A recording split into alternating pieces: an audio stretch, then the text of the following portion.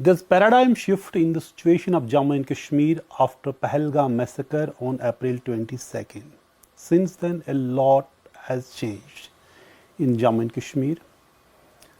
We just had this ceasefire understanding between India and Pakistan after 4 days of massive clashes, aerial raids, missile attacks and drone attacks.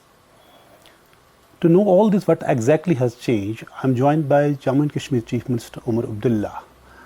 Thank you, Omar Saab, for talking to us. And it is your first interview after Pahalgam massacre.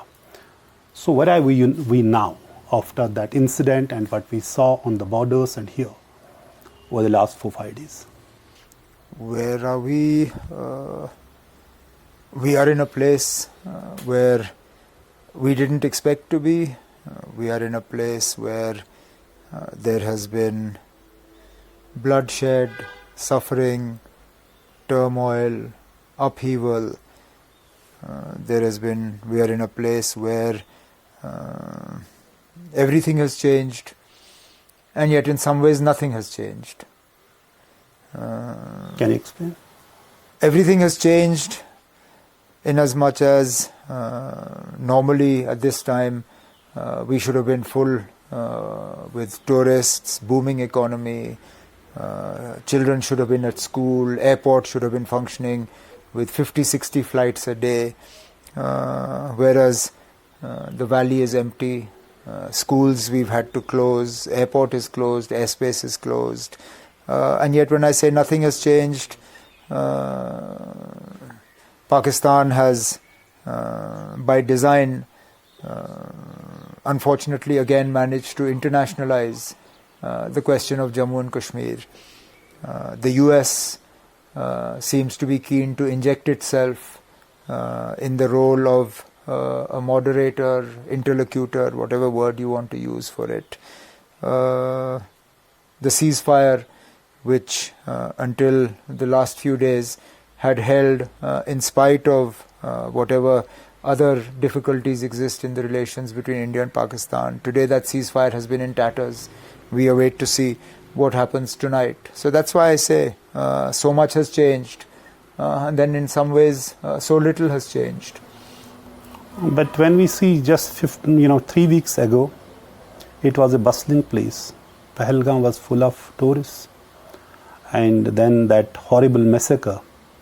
And I saw you, and we have been saying in our reports, give credit where it is due. You were actually on the forefront when it comes to reaching to people, whether they were injured that time or the shelling victims and the sufferers. But the fact is, there's a larger question is that when that massacre happened, it changed everything when it comes to the situation in Jammu and Kashmir. Till that time, we're saying militancy, separatism, everything is a thing of past. Well, it changed once and for all, once again, the perception of Jammu and Kashmir, and it changed it for the worse.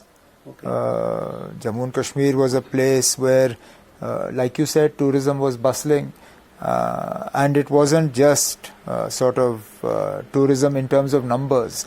It was also tourism in terms of value. You are seeing high-spending tourists who did not mind spending even up to ₹1,00,000 a night for a hotel room. Today, that part of our economy lies in tatters, and we don't know how long it will take for us to rebuild that economy. And thousands have lost jobs who are working in the hospitality sector. Those who were actively engaged by hotels, restaurants, shops, they are sort of in the process of being disengaged. Then coupled with that, people had taken loans to buy taxis, to buy deluxe buses, to convert rooms into homestay, to convert smaller houses into guest houses or hotels. All of that now adds to sort of an economic pressure. These were youngsters who otherwise would not have been looking for government jobs. Today, if the tourism economy does not look up soon and improve, these people will be knocking on the government doors for jobs that are already in short supply. So the long-term effects of what happened in Pahalgam, we will be counting for some time to come. But there's also other side of that. After that horrific massacre of innocent people, there's also complete, people who came out and actually showed their resolve against terror, against killing innocent people. It was first in last 35 years of Absolutely. separatism or militancy. I mean, we always try that even in the darkest of clouds, you look for a silver lining. And in this dark cloud that hovers over us now after the 22nd April massacre in Pahalgam, the silver lining is the way in which the people of Kashmir and parts of Jammu, who otherwise in the last 35 years were unfortunately silent victims of terror and militancy and violence, came out of their own accord, spontaneously. Exactly. I can't say that the government did it. No political party can say that they organized it. No single individual can say. It was organic. It was organic, it was spontaneous. And it was widespread. It wasn't just Lal Chowk in Srinagar. Exactly. It was all the way from Kathua to Kupwara. The length and breadth of and Jammu also and not a Kashmir. one-off event. It was series. It actually continued. Exactly. There was a series, peace marches. But have we been able to build on that when it comes to bringing peace, saying people said no to terror, no to violence? Well, I think that is, look, you don't build on that in a day. The first thing you do is realize that you have a unique opportunity. And I think, well, we in Jammu and Kashmir, in the government, we recognize that we have a unique opportunity. And I believe that the union government also understands that this is a unique opportunity, that this is a situation that we are seeing for the first time in 35 years. And it would be, I think it would be a tragedy if we don't build on this.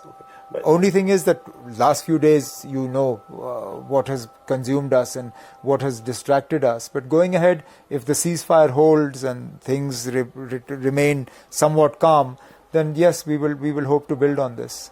And you met after this incident with the Home Minister a couple of times and also with the Prime Minister.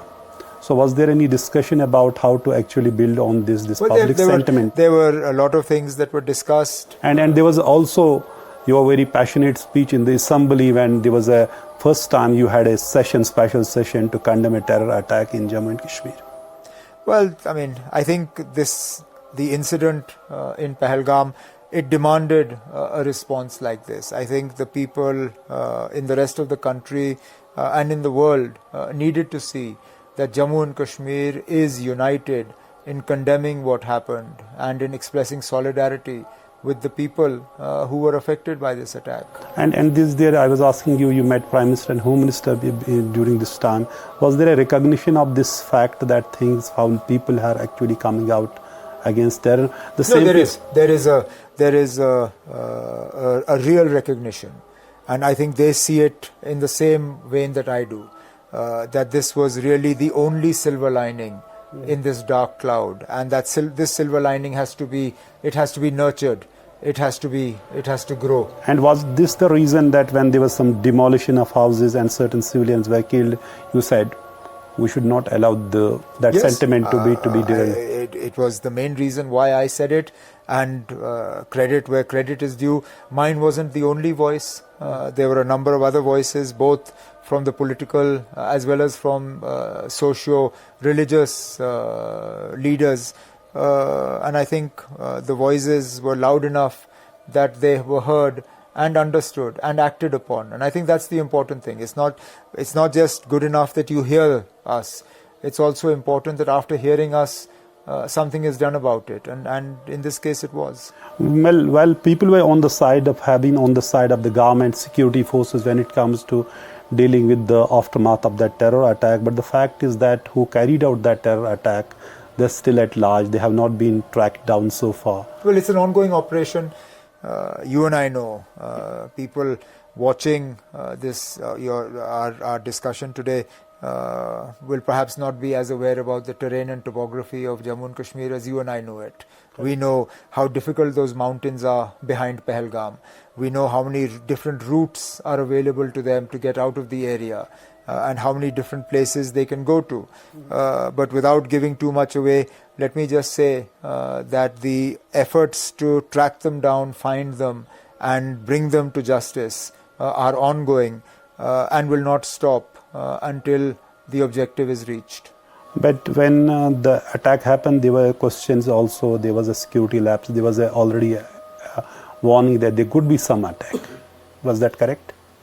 I don't think it would be appropriate for me to talk about what intelligence was available, what wasn't. Look, please understand, and I think this is something people need to recognize, that you almost never get pinpoint specific intelligence. You would never get intelligence that on the 22nd of April in Baisaran at such and such time an attack will take place. You get very generic sort of intelligence, and then you have to try and understand what that intelligence is leading you to, and then you take steps that you believe are appropriate for that.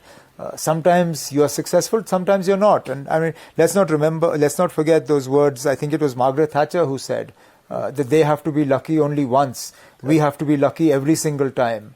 That's a fact. But India has actually then drawn in a red line that when it is terror attack, there would be a retaliation, which happened and what followed, we all know. Do you think that has served justice, or that has served the objectives? Clearly, I mean, all the briefings that you've had from the Foreign Secretary, from the DGMO today, and others, the immediate purpose of what was called Operation Sindoor, what is known as Operation Sindoor, the immediate purpose has been served. Whether justice has been done, no.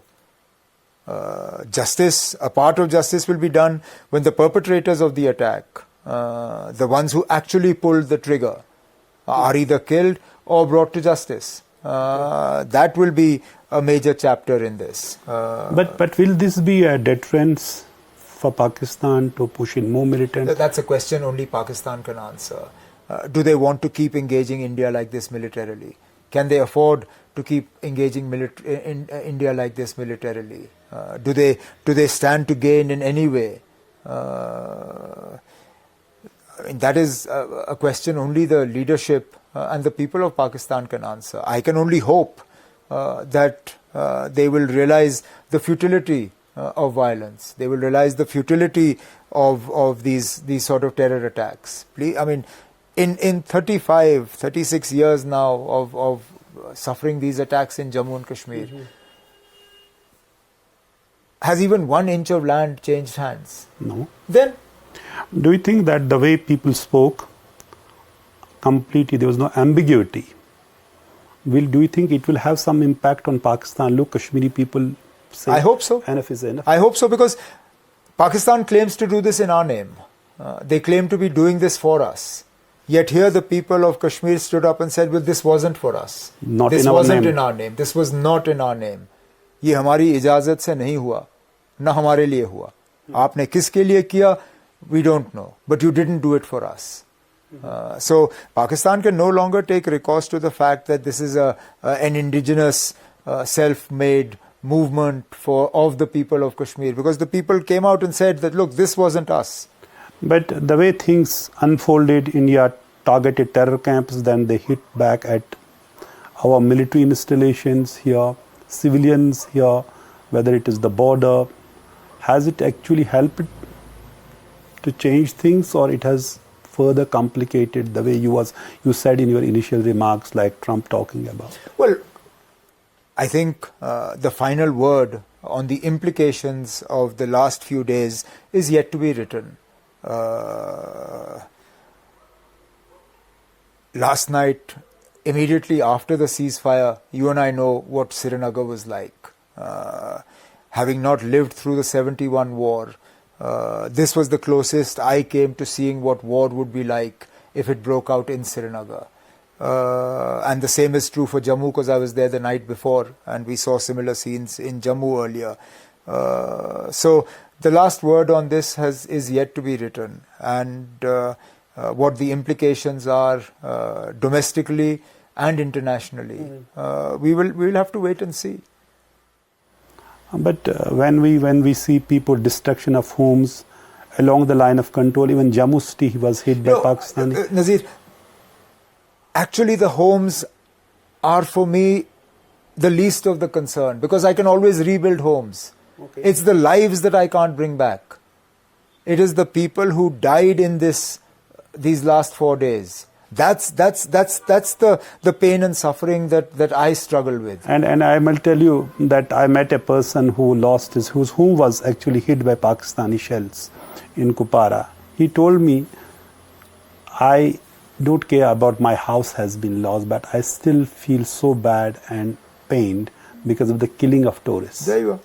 No, look, I mean, you've had children as young as 2 years old killed in this Harsha Noor, chalet. yeah. You've had officers of the government. You've had people from the armed forces, and it's cut across religious lines. The officer, the J&K government officer who was killed, Rajkumar Thapa.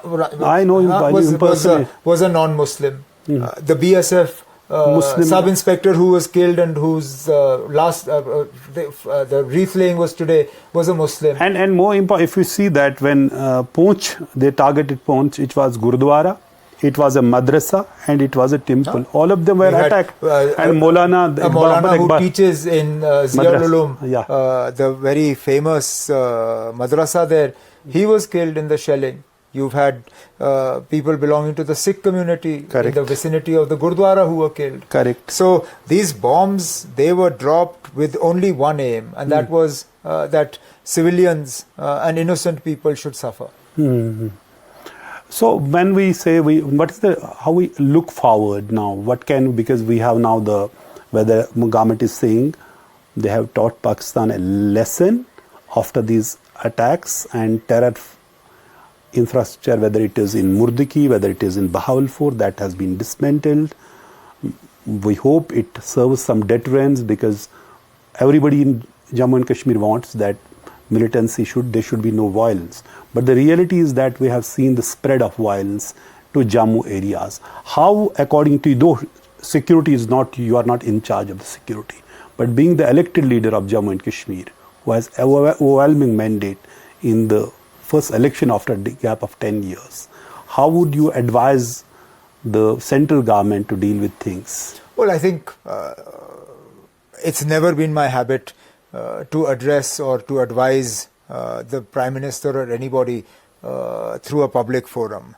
So these are conversations that I will have with the Honorable Prime Minister, the Home Minister, Defence Minister, the Lieutenant Governor. These are ongoing conversations. But what I do believe we need to see first is we need to see tonight that the ceasefire actually holds. That the line of control, the border, the hinterland, cities like Jammu and Srinagar, they remain calm. Then, if I'm not mistaken, our DGMOs are to have a conversation tomorrow to work out the nitty-gritty going ahead. That is immediately. Then one hopes that the airspace will reopen. Jammu and Srinagar airports will open. I have Hajis that I'm supposed to be sending for Hajj. I've had to cancel all the departures from here.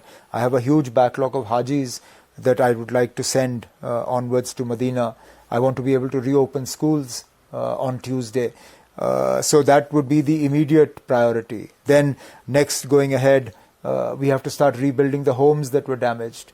We have to ensure that the injured people, their treatment is completed. Then going ahead, we need to look at the economic impact on Jammu and Kashmir and how to reduce it to the greatest extent. Going ahead in terms of the security environment, clearly this 22nd April has taught us that we still run the risk of major terror strikes. They can't be wished away. And that the elected government and the security establishment, we need to work together because we can't work at cross purposes. And from my side, we'll do everything possible to cooperate and work together to ensure that Jammu and Kashmir, I want to take Jammu and Kashmir back to where I left it in 2014. Was that better than what it was today, or? I'm not going to get into, because that then becomes political. I'm just going to say that for me, that's my immediate benchmark. If we can reduce militancy and the spread of militancy to where I left it in 2014, I know what you are saying. I think we will have achieved a lot. So we have to restore when it comes to security 2014 position at least. I think if we get there, we will have achieved a lot. And some talk about the restoration of state if it is 2014 position. Picture abhi baki hai. But I know even you were very emotional that time, and he said you would never ask for the restoration of statehood. No, I didn't say that. No. I think it's very important that using people understand. this incident. I said that. Yeah, exactly. I said this is not the occasion to ask for statehood. I remember my exact words. I said हमने statehood इससे पहले भी मांगा है, इसके बाद भी मांगेंगे, लेकिन आज वो मौका नहीं है. And I don't believe I was wrong. मौका आएगा, करेंगे बात. And government has promised that time and again. That's a conversation for another day. Right. Thank you so much, Mr. Abdullah, for speaking to us.